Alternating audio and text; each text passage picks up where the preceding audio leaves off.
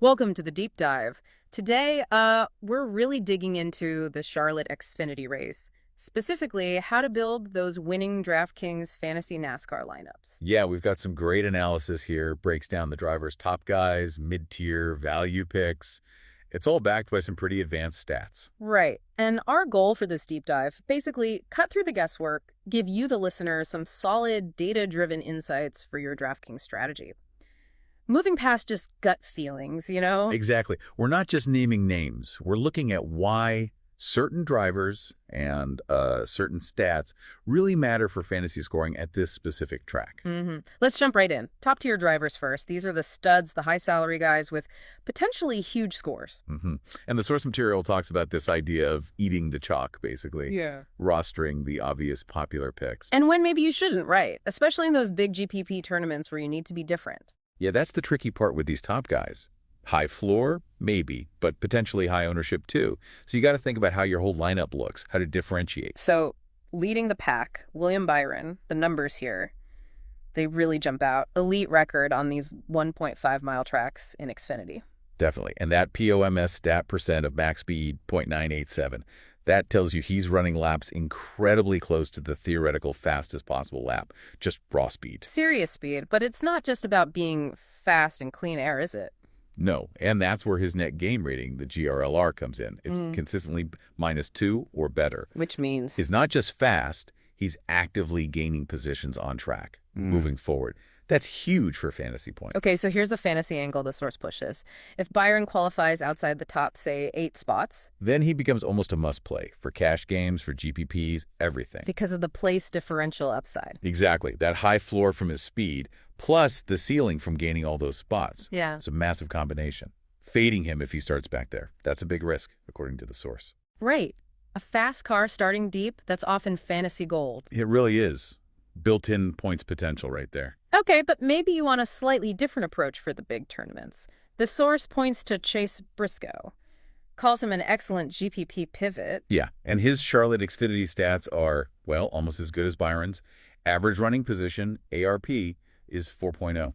Solid. And this other stat, PFRRP, positions finished above running position. His is +3, which means he tends to finish, on average, 3 spots better than where he's actually running during the race. He's a closer. Okay. So he finds a way to get better results at the checkered flag. Exactly. That PFRP stat is a great indicator of racecraft, Yeah. Getting the most out of the car at the end.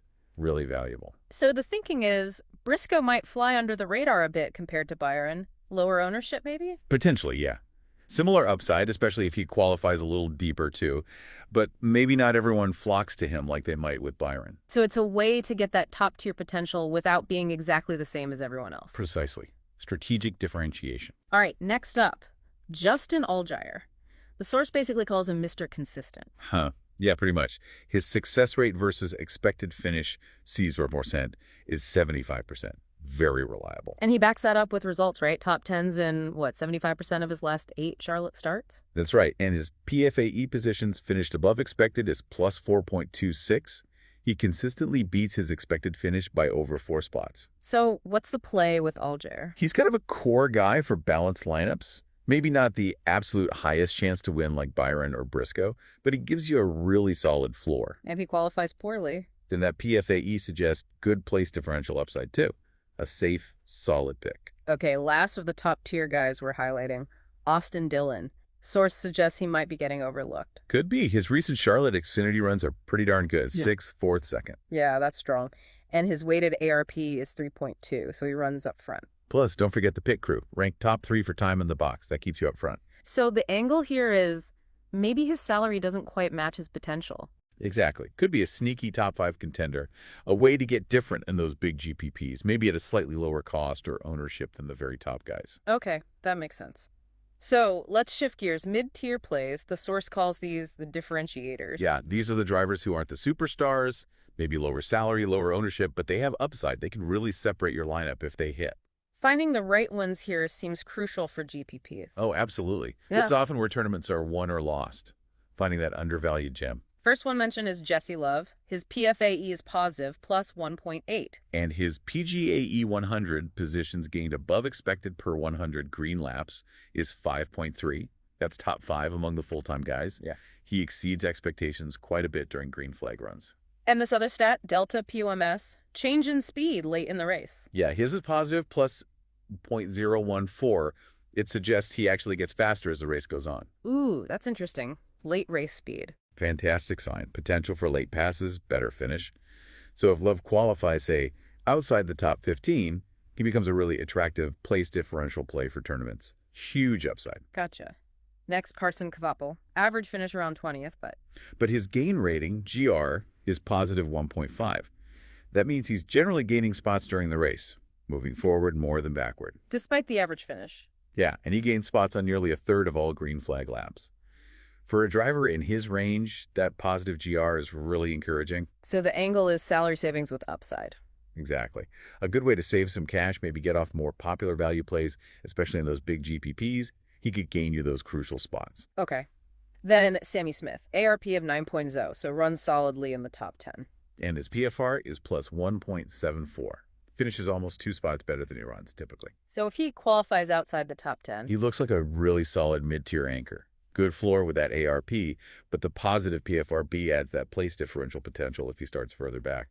Reliable. Brandon Jones, now his numbers look kind of flashy. PFAE of plus 8.48. Yeah, that's really impressive. And his success rate is 88%.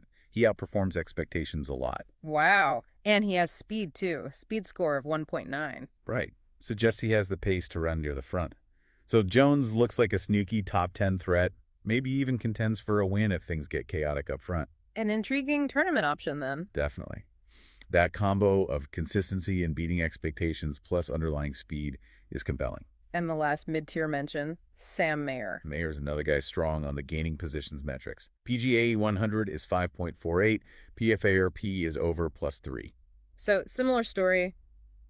Good if he qualifies deep. Prime candidate, yeah. Yeah. Especially for GPPs. That proven ability to move through the field gives him significant place differential upside. Okay, that covers the mid-tier nicely. Let's talk value picks, the salary savers. These guys let you afford the Byrons and Briscoes, right? Exactly. You need these lower price drivers to make the salary cap work.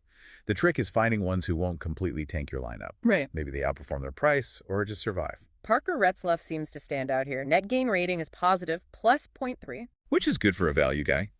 Means he generally holds his ground or gains a little, doesn't lose spots often. His success rate is also decent, 75%. So kind of safe for a value play. Relatively safe, yeah. Yeah. Especially if he starts outside the top 20. He's unlikely to kill your lineup, might even gain a few spots. Solid floor for the price. What about the real cheap guys? Nick Lights, Chris Wright. These are more for extreme salary relief. Leitz's GRLR ratio suggests he's maybe less likely to lose a ton of spots compared to others down there. Right. Maybe slightly higher ceiling if it's a wreck fest. So these are the punt plays. Pretty much. You're not expecting miracles. But if the race gets crazy, lots of DNFs, they might sneak into the top 20 just by staying clean. Better chance than some others in that price bucket, maybe. Then there's Carson Ware and Catherine Legg. Usually finish in the 30s. What's the play there? Pure differentiation and like multi-entry GPPs where you're building tons of lineups. If half the field wrecks, maybe they gain 10 spots just by finishing. It's a long shot. Very low floor, very low ceiling, but unique. Exactly. Yeah. Only for very specific, large field tournament strategies where you absolutely need to be different and hope for chaos. Okay. And finally, some mid-pack regulars. Poole, Thompson, Jeb Burton. Yeah, these guys are generally more reliable than the true punts. They have shown some positive PFAE and decent success rates, kind of in that 60-75% range. So use them to round out lineups, or if the cheaper guys get too popular. Right. They offer a slightly safer floor than the wear or leg types. Decent chance they finish about where you expect, providing okay points for their salary. Reliable, if not exciting. Got it. Now, we've thrown around a lot of acronyms, POMS, GRLR. Maybe we should quickly recap what these key stats actually mean for fantasy. Good idea. So POMS, percent of max speed, that's basically measuring pure, raw speed against the fastest possible lap. High POMS means the driver has genuine pace. Just flat out fast. Okay. GRLR, net gain rating. That's about moving forward. Who's actively gaining spots on track versus losing them? Positive GRLR is great for those place differential points in DraftKings. And not just fast, but making moves. Exactly. Then PFR and PFAE. Positions finished above running position and positions finished above expected. These tell you who finishes better than they run or better than where they started. Right. They highlight the closers, the guys who outperform expectations, maybe maximize their equipment. Good for finding drivers undervalued by their starting spot. And lastly, that delta POMS, the change in speed in the final segment. That points to drivers who actually get faster late in the race. Potential for late passes, fast laps when it counts. Those guys might steal points at the end. Late race heroes. Okay, cool. So putting it all together, what's the overall DraftKings strategy for Charlotte based on this source? Well, first, don't just load up on all the popular guys. Byron, Briscoe, they'll likely be chalky. If you roster both, you really need to get different elsewhere. Like maybe using Love or Dillon or Kvapil as value. Something like that, yeah. Find leverage. If the chalk doesn't hit perfectly, your unique lineup has a better shot. Second point, prioritize place differential. Absolutely. Drivers with good GRLR starting further back. That's fantasy gold. Don't be scared to fade someone starting on the front row for a faster car, starting, say, 15th. Makes sense. Starting spot isn't everything if the car is fast and can move up. It's a huge factor in NASCAR DFS. Targeting that PD is key. Third strategy point, maybe leave some salary on the table. Yeah, especially in big GBPs.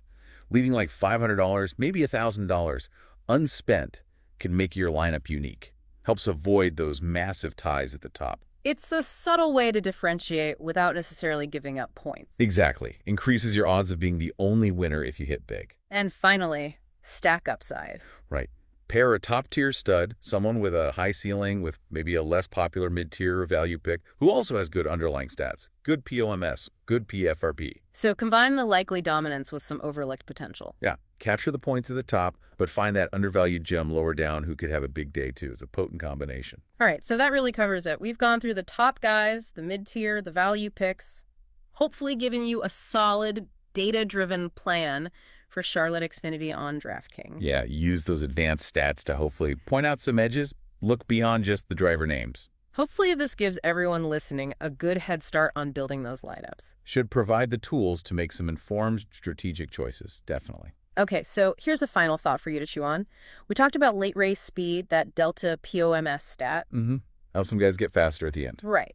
So how much more valuable could those drivers become if, say, the track changes significantly during the race, or if pit strategy really shakes things up near the end? Does that amplify their late speed advantage even more? Ooh, that's a good question. Something to definitely consider when finalizing those lineups. How track evolution or strategy might play into the hands of those late chargers.